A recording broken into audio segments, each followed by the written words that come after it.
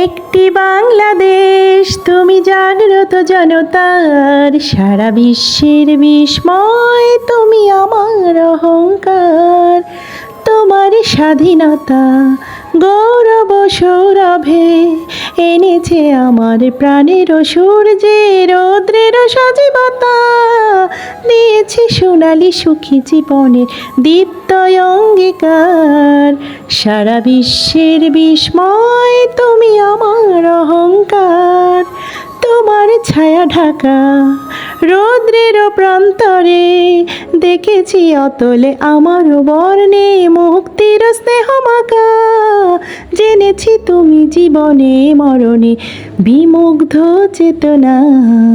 সারা বিশ্বের বিস্ময় তুমি আমার অহংকার। আসসালামু আলাইকুম। শাপলা ফুলগুলো দেখে মন থেকে গেয়ে উঠল এই দেশাত্মবোধক গান। আমার কোনো দোষ নেই, মনের দোষ, তো ক্ষমার সুন্দর দৃষ্টিতে দেখবেন। আসসালামু আলাইকুম, সবাইকে শুভেচ্ছা জানিয়ে আজকের ভিডিও শুরু করতে যাচ্ছি। আজ আপনাদের সামনে নিয়ে এসেছি পাঙ্গাস মাছ দিয়ে শাপলা রেসিপি। আশা করি রেসিপিটি আপনাদের ভালো লাগবে। সবার প্রথম এখানে আমি শাপলার যে লতি বা ডাঁটাগুলো ভালোভাবে খোসা ছাড়িয়ে নিয়ে লতির মতো করে লম্বা লম্বা করে কেটে নিয়ে তারপর পর্যাপ্ত পরিমাণ নর্মাল পানি দিয়ে ধুয়ে একটা স্ট্রেনারে রেখে দিয়েছি পানিটা ঝরে যাওয়ার জন্য। এরপর মাছগুলো ভালোভাবে ধুয়ে পানিটা ঝরিয়ে একটা মিক্সার প্লেটে রেখে দিলাম। এরপর একে একে এখানে স্বাদ মতো লবণ, অল্প পরিমাণ হলুদ আর মরিচের গুঁড়ো দিয়ে হাতের সাহায্যে ভালোভাবে ম্যারিনেশন করে নিচ্ছি। আমরা তো এই শাপলা দিয়ে রুই মাছ বা ইলিশ মাছ খেয়েছি, কিংবা চিংড়ি দিয়েও খেয়েছি, কিন্তু পাঙ্গাস দিয়ে কি কেউ খেয়েছেন? যদি না খেয়ে থাকেন এই ভিডিওটা ফলো করতে পারেন আর একবার হলেও ট্রাই করতে পারেন।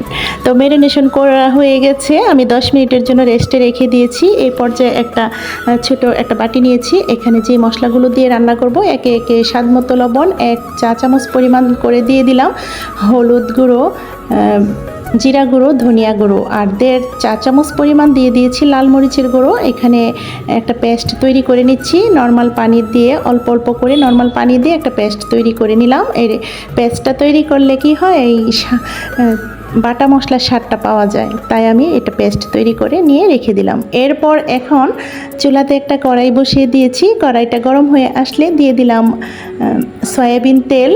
সয়াবিন তেল গরম হয়ে আসলে একে একে ম্যারিনেট করা সমস্ত মাছের টুকরোগুলো দিয়ে দিচ্ছি।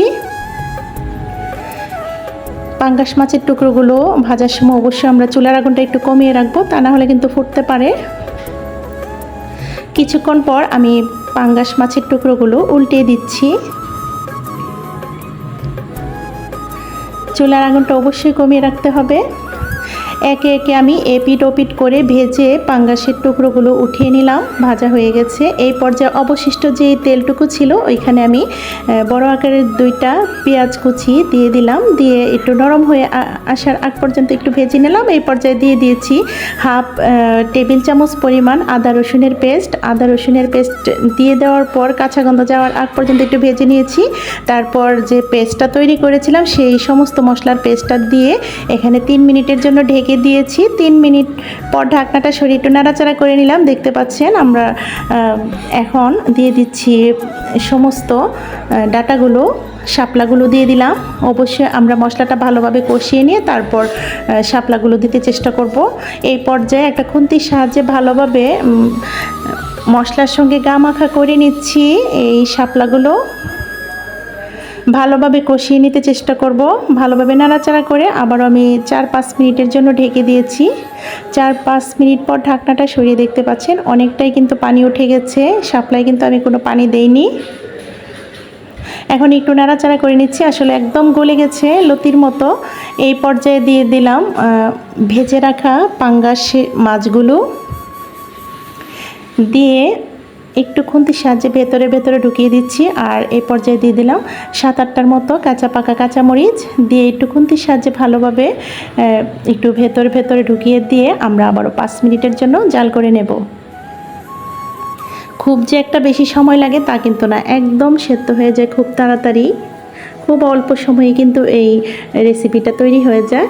তো মাছগুলো দেওয়ার পর আমি 5 মিনিট জাল করে নেওয়ার পর এই পর্যায়ে চুলার আগুন বন্ধ করে দিয়েছি। আলহামদুলিল্লাহ, আমাদের পাঙ্গাস দিয়ে শাপলা রেসিপিটা তৈরি হয়ে গেছে। এখন আমি একটা সার্ভিং ডিশে সার্ভ করে দেখিয়ে দিচ্ছি। দেখুন দেখতে কতটা লোভনীয় লাগছে, খেতে কিন্তু দুর্দান্ত ছিল।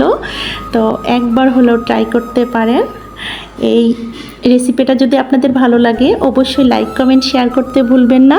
আর নতুন বন্ধুরা চ্যানেলটাকে সাবস্ক্রাইব করে আমার পাশে থেকে যেতে পারেন। পাশে থাকা অল অপশনটাতে ক্লিক করে দেবেন যেন নোটিফিকেশন সবার আগে আপনার কাছে পৌঁছে যায়। আর যারা এই কাজগুলো করে নিয়েছে তাদেরকে অসংখ্য ধন্যবাদ ও আমার অন্তরের অন্তঃস্থল থেকে অনেক দোয়া ও ভালোবাসা। এই দুর্দান্ত স্বাদের পাঙ্গাস দিয়ে শাপলা রেসিপিটি আমরা যদি দুপুরবেলায় গরম ভাতের সাথে খাই তাহলে কিন্তু তৃপ্তি সহকারে কয়টা ভাত খেয়ে নিতে পারবো। তো এই সম্পূর্ণ বাঙালিয়ানা রেসিপিটি একবার হলেও ট্রাই করবেন। আগামী ভিডিও দেখার আমন্ত্রণ জানিয়ে আজকের মতো ভিডিওটা এখানেই শেষ করব। সবাই ভালো থাকবেন, সুস্থ থাকবেন, আমাদের পাশে থাকবেন, আমাদের জন্য দোয়া করবেন। আল্লাহ হাফেজ, আসসালামু আলাইকুম।